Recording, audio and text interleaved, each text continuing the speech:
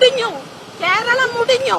ഇനി നന്നാകണമെങ്കിൽ ജാതിയും മതവും പാർട്ടിയും നോക്കാതെ ശിക്ഷാ നിയമത്തിൽ മാറ്റം വരുത്തണം.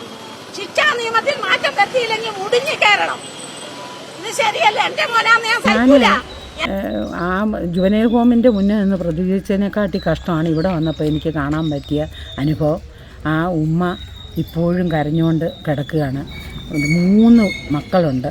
ഒരു കുട്ടി മുലയൂട്ടുന്ന അമ്മയാണത്. 3 കുഞ്ഞുങ്ങളും പറക്കം വിട്ടിട്ടില്ല. അതുകൊണ്ട് എന്തായാലും ഈ കുടുംബത്തിന് ഒരു നീതി കിട്ടണം. ഈ കുട്ടികളെ ഇങ്ങനെ ജുവനൈൽ ഹോമിൽ വെച്ച് പരീക്ഷ എഴുതിപ്പിക്കുന്നത് ശരിയല്ല. അവർക്ക് വേണ്ടുന്ന കൗൺസിലിംഗ് കൊടുത്തിട്ടൊന്നും ഇത് ശരിയാകാൻ പോകുന്നില്ല. ശരിയായിട്ടുള്ള ശിക്ഷാ നടപടികൾ ഈ കുട്ടികൾക്ക് കിട്ടിയിരിക്കണം.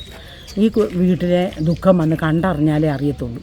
അതുകൊണ്ട് വേണമെന്ന് എന്തുവാണെന്ന് വെച്ചാൽ ഈ കുട്ടികളെ എന്തായാലും ജയിലിൽ വിടേണ്ട കുട്ടികളെയാണ് ജുവനൈൽ ഹോമിൽ ഇട്ട് തീറ്റിപ്പോറ്റുന്നത്, പരീക്ഷ എഴുതിപ്പിക്കുന്നത്.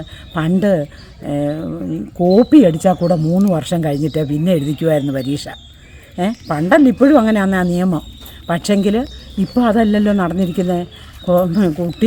ഒരു കൊലയാളികളെ പിറ്റേ ദിവസം തന്നെ പരീക്ഷ എഴുതിക്കുക. ഇതൊക്കെ എവിടുത്തെ നിയമമാണെന്ന്? ഈ നിയമത്തിൽ ഭേദഗതി വരുത്തിയിരിക്കണം. എന്നാലേ നാട് നന്നാകാൻ പോകുന്നുള്ളൂ. അല്ലെങ്കിൽ ഇങ്ങനെ കൊലവിളി നടന്നുകൊണ്ടേയിരിക്കും. അതിന് യാതൊരു സംശയമില്ല. അതുകൊണ്ട് ഇതിനൊരു മാറ്റം വരണം. ഇനി മേലിൽ ഒരു അമ്മ ഇങ്ങനെ കരയരുത്. കേരളം ഒട്ടുക്ക് എത്രയോ അമ്മമാരിങ്ങനെ കരയുന്നുണ്ട്. ഇനി ഇതിനിടയാക്കാതിരിക്കണമെങ്കിൽ നിയമത്തിൽ ഭേദഗതി വരുത്തണം. കുട്ടികൾക്ക് സ്വാതന്ത്ര്യം കുറയ്ക്കണം. രക്ഷിതാക്കളെ ശിക്ഷിക്കാൻ അവർക്ക് അവകാശം ഉണ്ടാകണം. രക്ഷിതാക്കൾക്ക് ബാലനിയമത്തിൽ വ്യതിയാനം വരണം. അങ്ങനെ എല്ലാ നിയമത്തിലും മാറ്റം വന്നെങ്കിൽ കേരളം ഇനി മുന്നോട്ട് പോകത്തുള്ളൂ. അല്ലെങ്കിൽ എന്ത് ചെയ്താലും ആർക്കും ഒരു ഭയവുമില്ല. ശിക്ഷ കിട്ടത്തില്ലെന്ന് എല്ലാവർക്കും അറിയാം. അതുകൊണ്ട് ആരും എന്തും ചെയ്യും. അതിനൊരു മാറ്റം വരണം. അതുകൊണ്ട് നിയമത്തിൽ ഭേദഗതി വരുത്തി ശരിയായിട്ടുള്ള ശിക്ഷ എല്ലാവർക്കും വാങ്ങിച്ചു കൊടുക്കണം. ഇതിനകത്ത് രാഷ്ട്രീയക്കാരുടെ സഹായം ഉണ്ടാകാൻ പാടില്ല. ആരെയും ഈ കൊലയാളികളെ രക്ഷിക്കാൻ വേണ്ടി ഒരു രാഷ്ട്രീയക്കാരും സഹായിക്കാൻ പാടില്ല.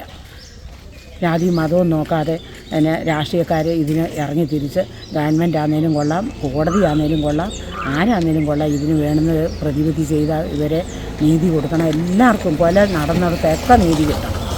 കൊല നടന്ന എത്രയോ വീടുകളുണ്ട്, അവിടെ ഒക്കെ നീതി കിട്ടണം. അത് അഡൽട്സിനാണെങ്കിലും കൊള്ളാം, ചെറിയ കുട്ടികൾക്കാണെങ്കിലും കൊള്ളാം, എല്ലാവർക്കും നീതി കിട്ടണം.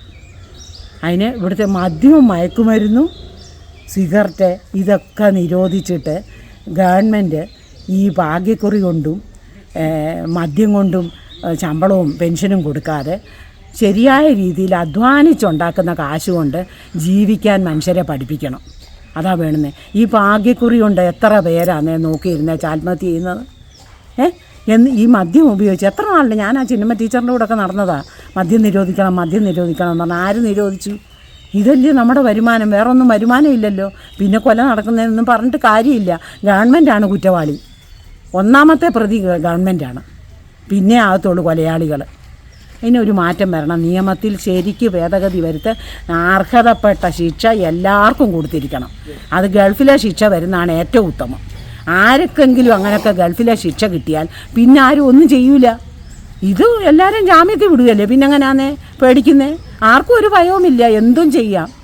അതുകൊണ്ട് അത് നിർത്തലാക്കണമെന്ന് എനിക്ക് പറയാനുള്ളൂ. വേറെ ഒന്നും പറയാനില്ല.